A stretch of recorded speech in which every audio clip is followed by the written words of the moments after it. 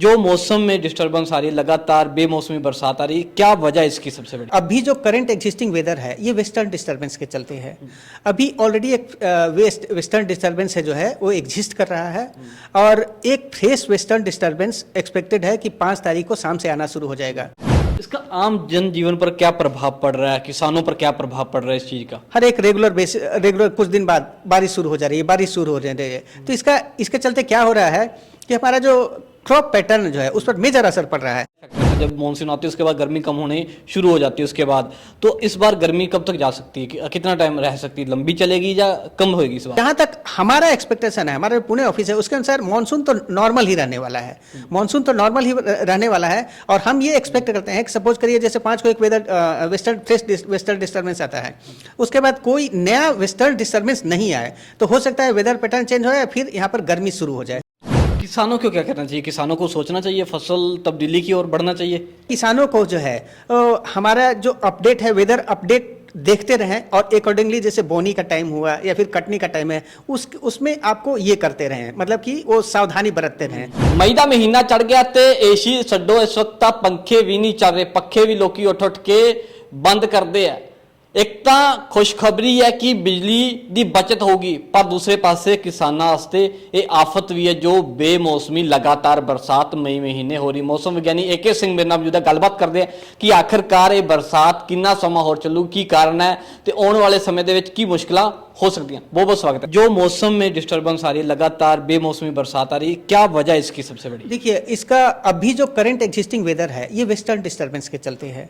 अभी ऑलरेडी एक western disturbance है जो है वो एग्जिस्ट कर रहा है और एक फ्रेश वेस्टर्न डिस्टर्बेंस एक्सपेक्टेड है कि 5 तारीख को शाम से आना शुरू हो जाएगा। तो वेस्टर्न डिस्टर्बेंस क्या है, ये वेस्ट साइड से, ये मेनली मेडिटेरियन साइड से आपको मॉइस्ट एयर आता है और पूरे इंडिया के वेदर को डिस्टर्ब कर देता है। तो उसके चलते अभी आप मौसम में देख रहे हैं कि बेमौसम बारिश जो हो रही है, टेम्परेचर जो लो है उसका इफेक्ट है और ये जो है इफेक्ट है परसों तक रहने की संभावना है। आज के बाद थोड़ा कम होने की संभावना है, मतलब कि आज 3 तारीख 4-5 को आपको थोड़ा कम होगा, लेकिन 5 को फिर से एक वेस्टर्न डिस्टर्बेंस आने वाला है। उसके बाद वेदर जो है मतलब कि फिर से थोड़ी बारिश की इंटेंसिटी बढ़ने वाली है पूरे पंजाब और हरियाणा में। जो आम बारिश होती है, आम बरसात होती है, उससे बड़ी मात्रा में बरसात हो रही। मई महीने में इससे ज़्यादा तो कभी बरसात नहीं हुई होगी। देखिए, मई महीने में यूजुअली हम एक्सपेक्ट करते हैं कि वेदर जो है गर्म रहेगा और टेम्परेचर जो है आपको 40-42 के करीब करीब रहेगा और लू लक्षण रहेंगे। जब भी बाहर रहेंगे तो हम लू के अनुसार हम ये लेकर चलेंगे, सेफ्टी लेकर चलेंगे, लेकिन अभी तो ऐसा वेदर है नहीं। अभी जो करंट एग्जिस्टिंग वेदर है पूरे पंजाब और हरियाणा में हम देख रहे हैं कि जो मैक्सिमम जो टेम्परेचर होना चाहिए उससे 10 से 13 डिग्री जो है टेम्परेचर लो चल रहा है मैक्सिमम टेम्परेचर, और मिनिमम टेम्परेचर जो है 3 से 5 डिग्री लो चल रहा है। तो इसी से आप एक्सपेक्ट कर सकते हैं कि टेम्परेचर जो है कितना लो चल रहा है। इसका आम जनजीवन पर क्या प्रभाव पड़ रहा है, किसानों पर क्या प्रभाव पड़ रहा है इस चीज़ का? देखिए, किसानों पर तो ये मेजर इफेक्ट हो रहा होगा। आप भी देख रहे होंगे कि जब फरवरी, इस साल जो फरवरी में काफ़ी वार्म फरवरी रहा था और उसके बाद ये वेदर पैटर्न जो है जैसे मार्च के बाद धीरे धीरे गर्मी बढ़नी चाहिए, लेकिन आप देख रहे हैं कि हर एक रेगुलर कुछ दिन बाद बारिश शुरू हो जा रही है, बारिश शुरू हो रही है। तो इसके चलते क्या हो रहा है कि हमारा जो क्रॉप पैटर्न जो है उस पर मेजर असर पड़ रहा है। जैसे इस बार आपने रियलाइज किया होगा कि जब आपको गेहूं के कटनी का सीजन आया उसी समय बारिश हो गई, उसके के चलते कुछ फसल खेत में बर्बाद हो गई, कुछ फसल गिर गए, कुछ जो ऑलरेडी कट चुके थे उनका भी नुकसान हो गया। तो इसके चलते क्या होता है कि किसानों को काफ़ी नुकसान होता है। और अभी जो वेदर पैटर्न चल रहा है ये अच्छा लक्षण नहीं है, क्योंकि हमारा मानसून जो है मई एंड में आता है या फिर जून फर्स्ट वीक में आ जाता है।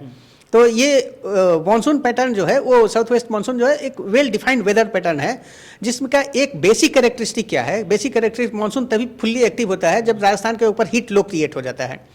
राजस्थान के ऊपर एक हीट लो क्रिएट होता है, उसके चलते क्या होता है वहाँ पर लो प्रेशर होता है, फिर मानसून जो है मतलब वन ऑफ द फैक्टर है। तो उसके चलते हम एक्सपेक्ट करते हैं कि यदि आपको यहाँ पर ये है मतलब कि अभी लो टेम्परेचर रह रहा है, तो ये मानसून के लिए शुभ लक्षण तो नहीं है। तो मानसून की क्या संभावना, मानसून आएगा भी या नहीं आएगा या आगे बढ़ जाएगा? जहाँ तक मानसून की बात है तो मानसून प्रेडिक्शन जो है हमारा पुणे ऑफिस करता है। हाँ, तो हमारे पुणे ऑफिस ने जो उसके बारे में स्टेटिस्टिक दिया उसके अनुसार इस बार नॉर्मल मानसून है, क्योंकि मानसून सिर्फ एक ही फैक्टर पर निर्भर नहीं करता, और भी फैक्टर नॉर्मल मानसून रहने वाला है। लेकिन अभी जो वेदर पैटर्न बिल्कुल आपको ये चल रहा है, उसका हो सकता है कि उस पर भी कुछ इफेक्ट आए, तो ऑब्जर्वेशन के बाद ही मालूम चला है कि क्या इसका इफेक्ट होने वाला है। लेकिन वेदर पैटर्न ये सही नहीं है। तो अभी मानसून का गर्मी के ऊपर बड़ा लंबा इफेक्ट रहता है। जब मानसून आती है उसके बाद गर्मी कम होने शुरू हो जाती है उसके बाद, तो इस बार गर्मी कब तक जा सकती है, कितना टाइम रह सकती है, लंबी चलेगी या कम होगी इस बार? नहीं, देखिए मानसून के समय गर्मी कम होनी शून्य नहीं हो जाती है, गर्मी का पैटर्न बदल जाता है। जैसे मई जो है, मई में जो गर्मी का पैटर्न जो रहता है वो ड्राई गर्मी रहती है, तो ड्राई गर्मी आपको उतना ज़्यादा परेशान नहीं करती है। जब मानसून आ जाता है तो वेट गर्मी आनी शुरू हो जाती है, टेम्परेचर रहेगा तो उमस लगता है। हाँ, उमस लगता है, जो कि ज़्यादा इनकन्वीनियंट, जैसे आप कपड़े पहने रहेंगे बिल्कुल लगेगा कि अभी कपड़ा खोल दें, ये ऐसा फील होने लगता है।